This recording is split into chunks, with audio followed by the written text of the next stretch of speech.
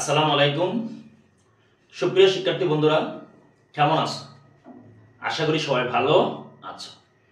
আজকে তোমাদেরকে যে ক্লাসটি উপহার দেব সেটি হচ্ছে জেন্ডার।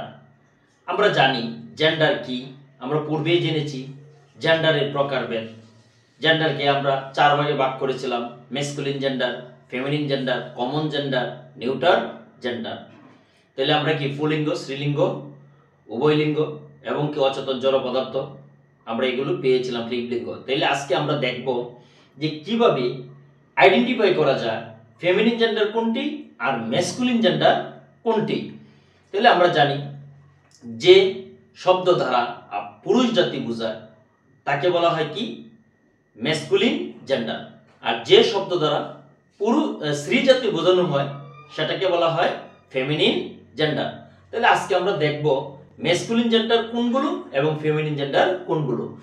পরীক্ষা এইভাবে থাকতে পারে: fill in the blanks with appropriate gender given the bracket. অর্থাৎ আপনার ব্র্যাকেটের মধ্যে জেন্ডারগুলো দেওয়া থাকবে ম্যাসকুলিন এবং ফেমিনিন। আপনি সেই জেন্ডারকে আইডেন্টিফাই করে শূন্য স্থানে বসাতে হবে। তাহলে এখানে আমরা কিছু উদাহরণ দেখতে পাচ্ছি 1 থেকে 10 পর্যন্ত। আমরা দেখে নেই কিভাবে সেই জেন্ডারের কোন জেন্ডার কোন জায়গায় বসবে। একটি ছোট রিকোয়েস্ট করব, এখনো যারা আমার চ্যানেলটি সাবস্ক্রাইব করেননি তারা অবশ্যই আমার চ্যানেলটি সাবস্ক্রাইব করবেন, লাইক কমেন্ট এবং শেয়ার দিবেন। তাহলে চলেন, Rumi is A bachelor made.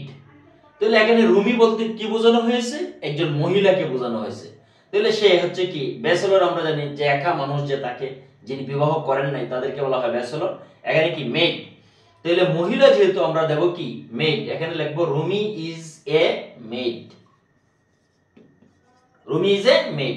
The dash bridegroom put on a beautiful sari.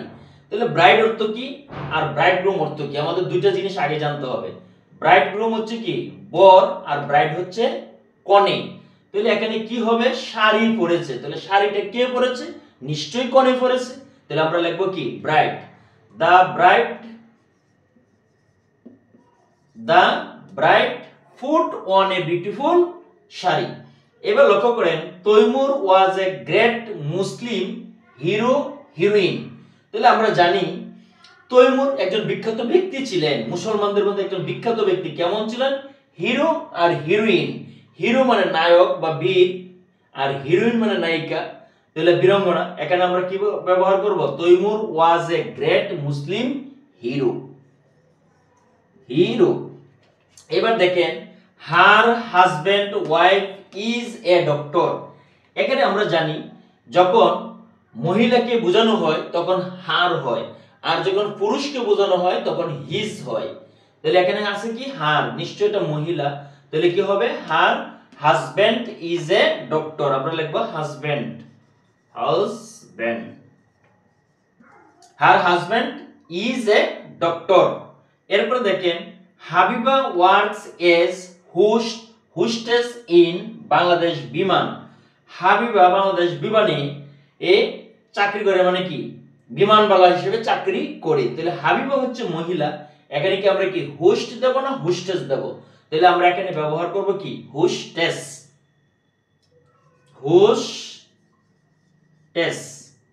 এরপর দেখেন, Zahir is a great poetess. Poet মানে পুরুষ কবিকে বোঝায়, আর পোয়েটেস মানে মহিলা কবিকে বোঝায়। তাহলে এখানে আমরা কি জহির হচ্ছে একটা পুরুষ, তাহলে আমরা কি দেব? Zahir is a great poet. Zahir is a great poet. আমরা এভাবে কি করব? আইডেন্টিফাই করব।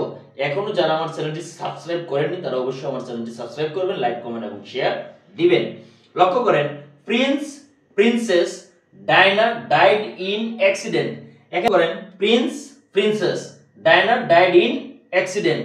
তাহলে যেহেতু প্রিন্স হচ্ছে কি রাজপুত্র আর প্রিন্সেস হচ্ছে রাজকন্যা, ডায়না একজন মহিলা, তাহলে আমি কি দিব? প্রিন্সেস। তাহলে আমি ব্যবহার করব এখানে কি princess Diana died in accident.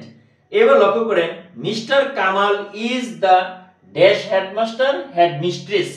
Headmaster হচ্ছে পুরুষ আর হেডমিস্ট্রেস হচ্ছে মহিলা। তাহলে মিস্টার কামালের সাথে আমি কি দেব?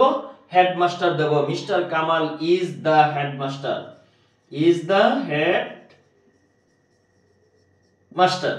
এরপর দেখেন he is a widow, widower, he is a widow, widow আর উইডোয়ার এর মধ্যে পার্থক্যটা কি? একটা হচ্ছে বিপন্থী আর একটা হচ্ছে বিধবা। উইডো হচ্ছে বিধবা আর উইডোয়ার হচ্ছে বিপন্থী, যার স্ত্রী মারা যায় তাকে বলা হয় কি? বিপন্থী, তাহলে উইডোয়ার। আর উইডো হচ্ছে যার স্বামী মারা যায় তাকে বলা হয় বিধবা। তাহলে আমরা কি দেব? হি, হি হচ্ছে পুরুষ, তাহলে আমরা দেব কি? He is a widower.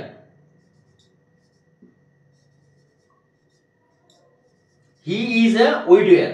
এরপর লক্ষ্য করেন she is a famous author, authoress. She is a famous, she বলতে বোঝাচ্ছে কি? মহিলাকে। অথর মানে লেখক বা কর্তৃপক্ষ বোঝায়, অথরেস লেখিকা, এখানে লেখক বা লেখিকা। তাহলে শি ইজ এ ফেমাস, আমরা কি লিখবো? অথরেস, ও তু race. She is a famous অথরেস, তিনি একজন বিখ্যাত কি? মহিলা লেখক বা কবি। তাহলে এখনো যারা আমার চ্যানেলটি সাবস্ক্রাইব করেনি তারা অবশ্যই আমার চ্যানেলটি সাবস্ক্রাইব করবেন, লাইক কমেন্ট এবং শেয়ার দিবেন। এইভাবে আপনারা কি করতে পারবেন? জেন্ডার নির্ণয় করতে পারেন, ম্যাসকুলিন এবং ফেমিনিন। আশা করি আপনারা বুঝতে পেরেছেন।